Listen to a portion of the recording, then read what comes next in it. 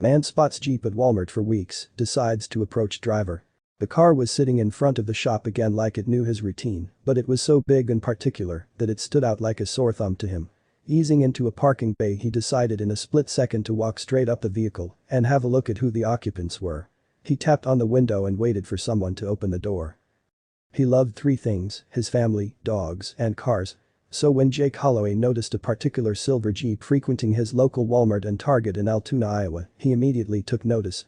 The car was always parked at one shop or the other, and it made Jake a little nervous that it never seemed to go very far. Every time he saw it, the same thoughts went through his mind: who drives it? What are they always doing here? And, of course, nice ride. As soon as he was inside the store, he forgot ever even seeing it until the next time he found himself out shopping again. Was he the only person seeing this?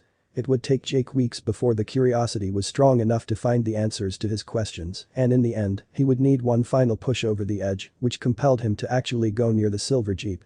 It happened to be a sticker stuck on the back bumper of the car that finally made him take the plunge. It was a day like any other, except that this time the Jeep was very close to where Jake parked. That's how he saw what he did. Proudly there for the world to see, and I served in a rock diesel sticker. Jake couldn't take it anymore. He had to know what the story was behind this Jeep and hanging out at Walmart. He parked the car. Before he could talk himself out of it, he quickly got out of his Toyota, slamming the door shut behind him.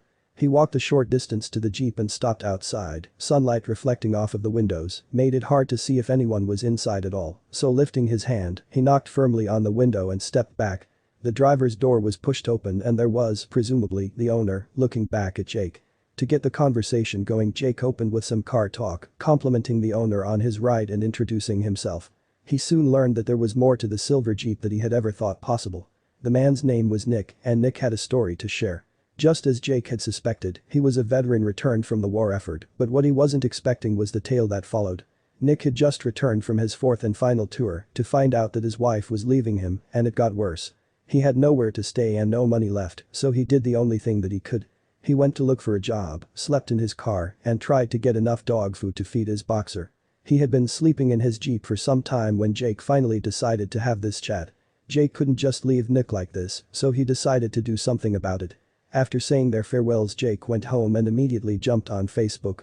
He wanted to share not only the experience of meeting a veteran, but also Nick's plight.